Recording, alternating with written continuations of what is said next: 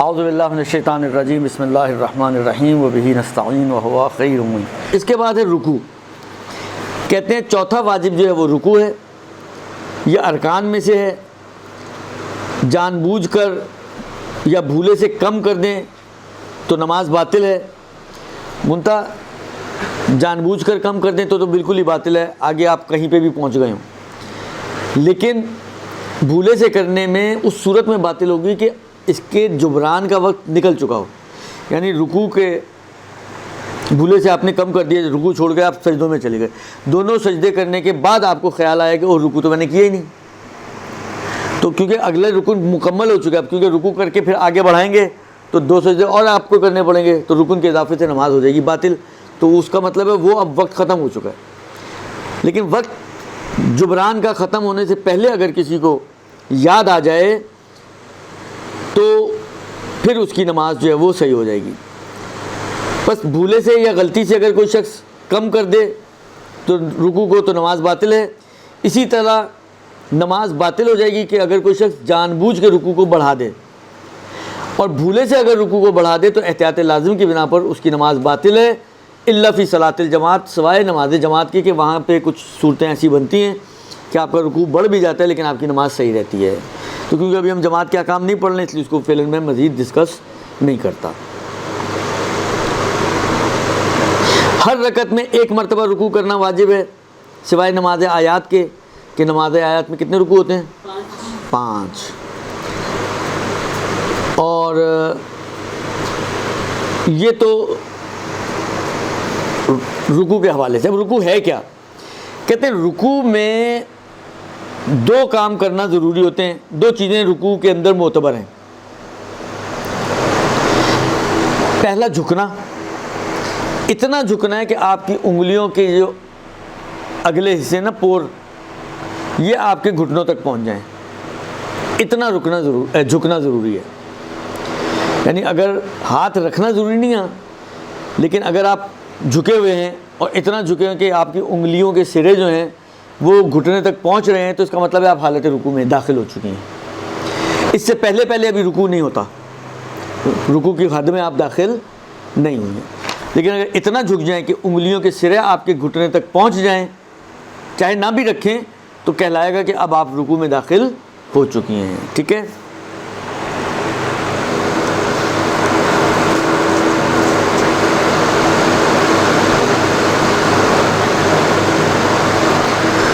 دوسری چیز، جو چیز اہمیت کی حامل ہے رکوع میں، وہی قیام متصل بے رکوع ہے، کہ اگر کوئی شخص جان بوجھ کے قیام متصل بے رکوع کو چھوڑ دے تو اس کی نماز باطل ہو جائے گی، کیونکہ اگر آپ کو یاد ہو بتایا تھا کہ یہ رکن ہے، اور ارکان کو جان بوجھ کر چھوڑنے سے نماز باطل ہو جاتی ہے۔ ٹھیک ہے نا؟ اما اگر بھولے سے چھوٹ جائے تو کہتے ہیں اس کی دو صورتیں بنتی ہیں۔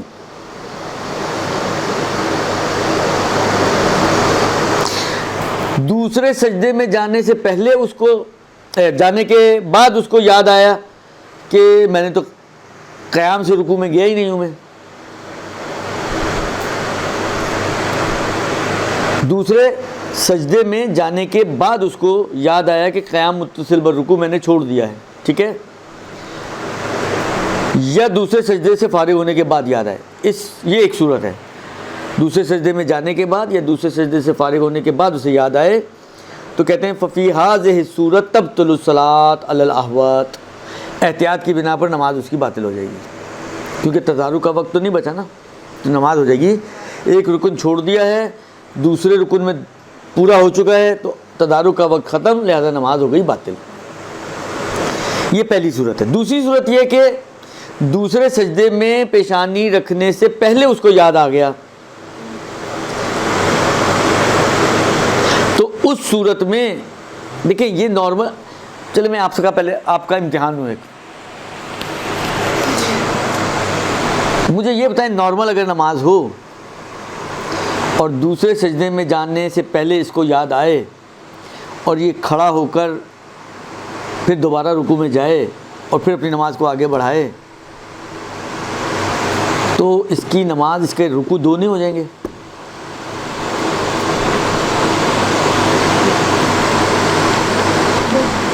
جانے کا رکوع کیا نہیں نا اس نے. دوسرے سجدے میں نا, دوسرے سجدے میں جانے سے ابھی پیشانی ایک کر چکا سجدہ, دوسرا سجدہ کر رہے, اس کو یاد آیا میں نے قیام متصل میں رکوع نہیں کیا تھا. ہم رکوع میں ابھی بات نہیں کریں, قیام متصل میں رکوع کی بات کر رہے ہیں. دوسرے سجدے میں جانے سے پہلے اس کو خیال آیا کہ قیام متصل میں رکوع میں نے نہیں کیا تھا, تو یہ کہتے ہیں جی پلٹے, قیام متصل میں رکوع کرے, اس کے بعد پھر رکوع اور پھر نماز کو واپس آگے بڑھائے. تو سوال میرا یہ کہ 2 رکوع بنیں گے یا نہیں بنیں گے؟ سوچ کے بولیے گا. جب اس کی کنڈیشن ہے تو پھر نہیں بنے گا, کیونکہ ہم نے وہ کیا ہی نہیں ہے. کیا نہیں کیا؟ تو کیسے بنے گا رکوع؟ کیا نہیں کیا؟ رکوع کیا نہیں ہے نا ہم نے, جبھی تو ہم قیام متصل میں رکوع کی بات کر رہے ہیں. رکوع کی ہم نے یہ کب کہا کہ رکوع بھول گیا؟ ہم کہہ رہے ہیں قیام متصل میں رکوع بھول گیا. اگر سے قیام مطلب رکوع بھول گیا تو وہ رکوع کاؤنٹ نہیں ہوگا کیونکہ اس نے قیام نہیں کیا. رکوع کیوں نہیں کاؤنٹ ہوگا؟ رکوع الگ چیز ہے, قیام متصل میں رکوع الگ چیز ہے, تو الگ الگ چیزیں. اس کا رکوع کاؤنٹ ہوگا اور یہ 2 رکوع ہو جائیں گے تو نماز خراب. وہی پوچھ رہا ہوں, 2 رکوع ہوں گے یا نہیں ہوں گے؟ ہاں جی, ٹھیک ہے, ہوں گے یا نہیں ہوں گے؟ سر وہ رکن کا حصہ نہیں ہے. کون؟ جو دوسرا والا قیام کا رکن ہے, قیام متصل میں رکوع تو رکن ہے نا, بتایا تو تھا. جی دیکھیں, اگر نارمل نماز ہے, آپ لوگ ماشاءاللہ کہیں کہیں بولے اچھے اجتہادات کرتی ہیں, لیکن دیکھیں جو نارمل نماز ہے, نارمل نماز میں قیام متصل میں رکوع بھول جائے کا مطلب کیا ہے؟ قیام متصل میں رکوع کیا ہوتا ہے یہ بتائیں. چلیں تو بتا چکا ہوں نا آپ لوگوں کو, یاد ہے قیام متصل میں رکوع کیا ہوتا ہے؟ رکوع جب جھکنے کے بعد جو سیدھا کھڑا ہوتا ہے وہ متصل میں رکوع نہیں ہے, وہ تو بعد والا قیام ہے, رکوع کے بعد والا نہیں. قیام متصل میں رکوع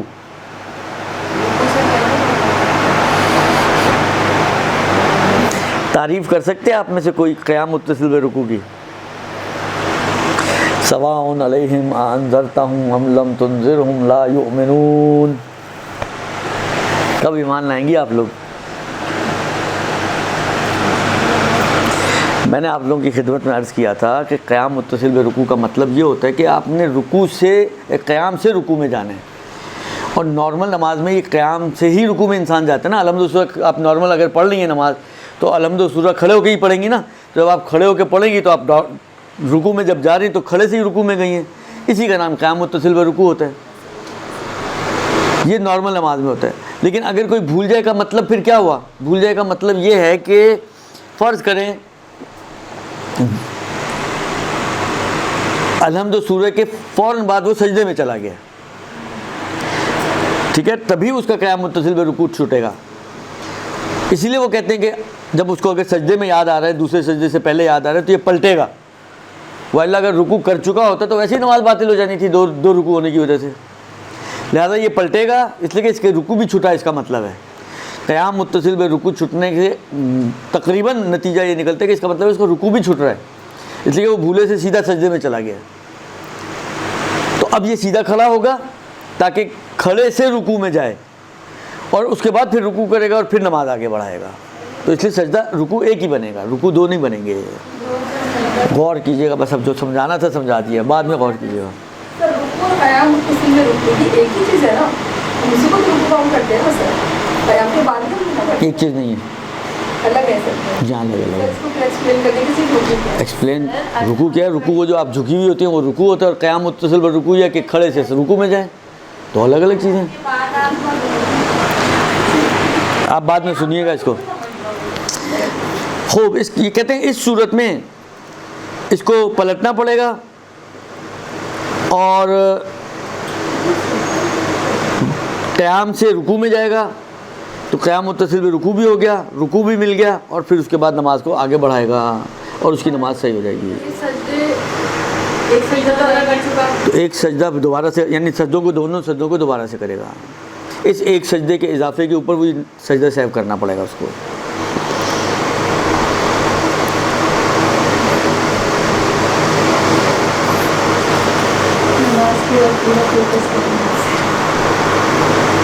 ڈائریکٹ سجدے سے کوئی جاتے ہی نہیں کرے رکوع.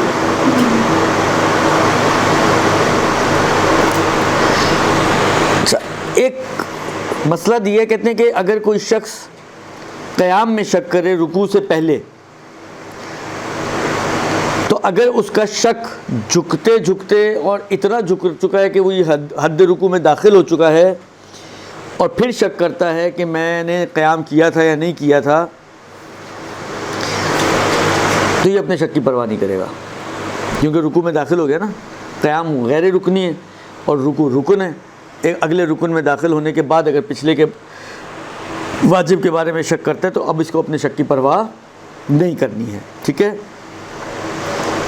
اور اپنی نماز کو جاری رکھے گا۔ لیکن اگر اتنا جھکنے سے پہلے جھکنا شروع کر دیا لیکن اس حد تک ابھی نہیں جھکا کہ انگلیوں کے سرے اس کے گھٹنے تک پہنچ سکیں، تو اس کو واپس سیدھا کھڑا ہونا پڑے گا اور اس کے بعد پھر رکوع میں جائے گا۔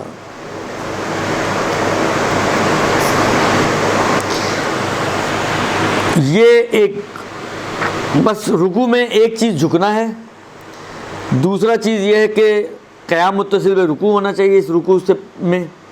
تیسری چیز جو رکوع کے لیے ضروری ہے وہ یہ ہے کہ ذکر یا تسبیح یا تحمید یا تکبیر یا تحلیل، کوئی بھی چیز اس کو بالآخر پڑھنی ہے۔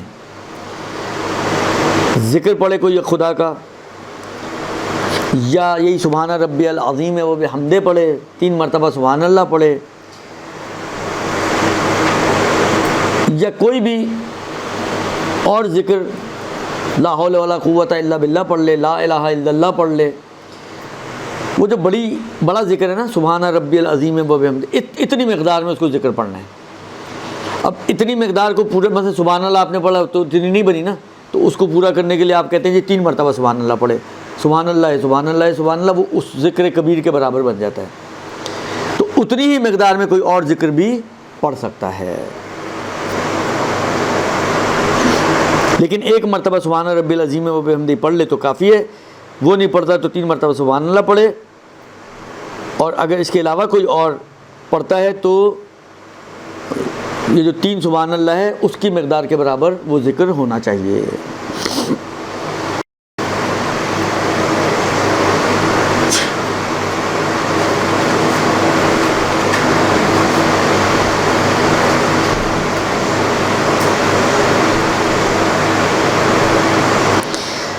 پھر کہتے ہیں کہ رکوع کی مقدار، رکوع کی حالت میں واجب ذکر جتنی مقدار میں پڑھ رہا ہے اس وقت تک اس کا بدن ٹھہرا ہوا اور سکون کی حالت میں ہونا چاہیے، اور رکا ہوا بھی ہو اور سکون کی حالت میں بھی، اتنی دیر اس نے جھکے رہنا ہے اور اتنی ہی دیر جھکے جھکے اس کا بدن بھی سکون کی حالت میں ہونا چاہیے۔ لہٰذا اگر کوئی اس کے اندر خلل ڈالے گا جان بوجھ کے تو نماز باطل ہو جائے گی۔ پھر فرماتے ہیں کہ حتیٰ اگر یہ واجب ذکر نہیں بھی پڑھ رہا اس وقت بھی احتیاط کی بنا پر اس کا بدن جو ہے وہ سکون کی حالت میں ہونا چاہیے، اور احتیاط لازم احتیاط کی بنا پر۔ لیکن اگر کوئی شخص ذکر بھول جائے یا بھولے سے جو سکون کی حالت میں ہونا چاہیے وہ بھول جائے، اس کا خیال نہیں رکھے بھولے سے، یہاں تک کہ اس نے اپنا سر رکوع سے اٹھا لیا، تو کہتے ہیں اس کا رکوع صحیح ہو جائے گا اور اس کی نماز بھی صحیح ہو جائے گی اور اس کے اوپر کوئی ذمہ داری بھی نہیں آئے گی۔ لیکن اگر رکوع کے دوران ہی اس کو یاد آ جائے کہ میرا بدن سکون کی حالت میں نہیں ہے، تو فرماتے ہیں کہ اگر وہ ذکر پڑھ چکا ہے تو احتیاط مستحب یہ ہے کہ اس ذکر کو تکرار کرے، ضروری نہیں ہے ذکر کو دوبارہ تکرار کرے، بس اس حد تک استقرار میں لے آئے اپنے بدن کو اور رکوع اس کا ہو جائے گا اور وہ کھڑا ہو جائے تو کافی ہو جائے گا۔ اس کے بعد جو چیز واجب ہے رکوع کے بعد، کہتے ہیں کہ رکوع کے بعد قیام، کھڑا ہونا اور سیدھا کھڑا ہونا اور بدن کو سکون کی حالت میں آنے دینا، اور اس کے بعد اللہ اکبر اور سمع اللہ وغیرہ کہنا ہے۔ ہمارے جو غلطی ایک ہوتی ہے وہ یہ ہوتی ہے کہ ہم اٹھتے اٹھتے ہی سمع اللہ اور اللہ اکبر شروع کر دیتے ہیں، یہ غلط ہے۔ سیدھے کھڑے ہوں، سیدھے کھڑے ہونے کے بعد بدن سکون کی حالت میں آئے، پھر کہیں سمع اللہ لمن حمدہ، اللہ اکبر، اور پھر سجدے کی طرف آپ بڑھنا شروع کریں۔ نہ کھڑے ہوتے ہوئے سمع اللہ کہنا ہے، نہ جھکتے ہوئے اللہ اکبر کہنا ہے، ٹھیک ہے نا. بدن سکون کی حالت میں ہو، سیدھے کھڑے ہو کے پھر سمع اللہ پڑھیں، اللہ اکبر کریں، پھر رکوع میں جائیں، پھر سجدے میں جائیں. درست.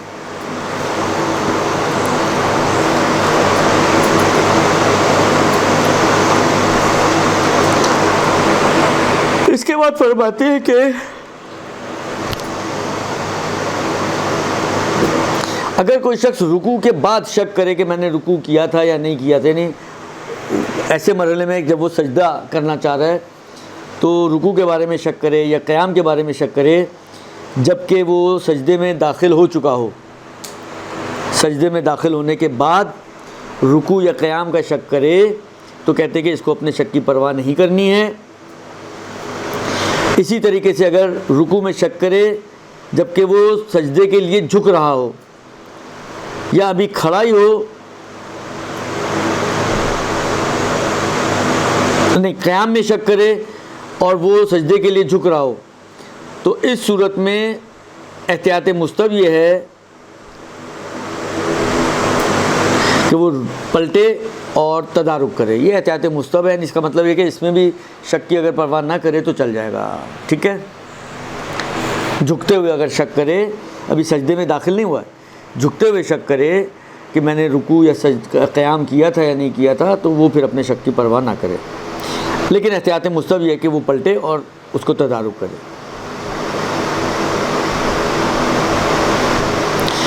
اب اگر کوئی شخص دوسرے سجدے میں داخل ہو جائے اور پھر اس کو خیال آئے کہ میں تو رکوع بھول گیا تھا، دوسرے سجدے میں داخل ہونے کے بعد اس کو یاد آئے کہ میں نے رکوع نہیں کیا، تو فرماتے ہیں کہ اس کی نماز جو ہے وہ باطل ہو جائے گی احتیاط کی بنا پر.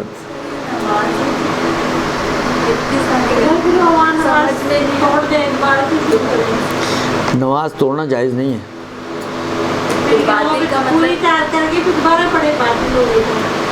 بھائی باطل جہاں پہ باطل ہو گئی تو ختم ہو گئی نا، وہ تو باطل ہی ہو گئی نا، وہ تو پھر وہ تو ریسٹارٹ ہی ہوگی. لیکن جہاں پر باطل نہیں ہے، آپ پریشان ہو کے کہیں جی میں نماز توڑ کے نئی نماز پڑھ لوں، وہ آسان ہے، تو توڑنے کی شرعاً اجازت نہیں ہے. ایک دفعہ عبادت شروع کر دی، صرف شکیات کے مورد میں آغا سیستانی نے آگے جا کے آئے گا کہ وہاں پر وہ یہ کر سکتا ہے کہ نماز کو توڑ کے نئے سرے سے نماز پڑھ لے. لیکن اس کے علاوہ موارد میں تو آغا سیستانی بھی یہی کہتے ہیں کہ نماز شروع کرنے کے بعد توڑنا جائز نہیں ہے.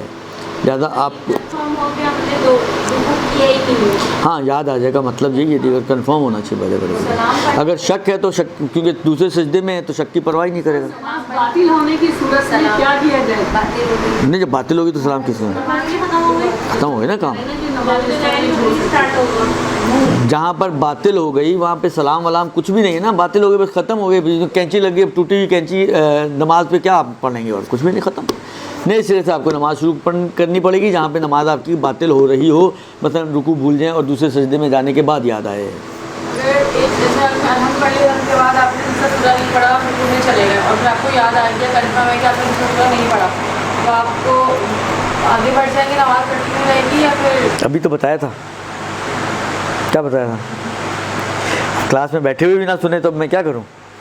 نہ ہوتے ہوئے نہ سنیں تو چلیں پھر بھی سمجھ میں آ جاتا ہے، لیکن ہوتے ہوئے بھی نہ سنیں تو کیا کروں میں؟ عرض کیا آپ کی خدمت میں کہ اگر آپ رکوع میں داخل ہو جائیں اور الحمد سورہ کے بارے میں آپ کو یاد آ جائے کہ نہیں پڑھا، تو اب اس کے تدارک کا وقت ختم ہو چکا ہے. جب تدارک کا وقت ختم ہو گیا تو اب آپ کو نماز کو کنٹینیو کرنا ہے. آپ کی نماز صحیح ہے کیونکہ واجب غیر رکنی تھا اور بھولے سے چھٹا ہے، اس لیے آپ کی نماز باطل نہیں ہوگی. ٹھیک ہے جی، آگے سمجھ میں بات ہو. اس کے بعد فرماتے ہیں کہ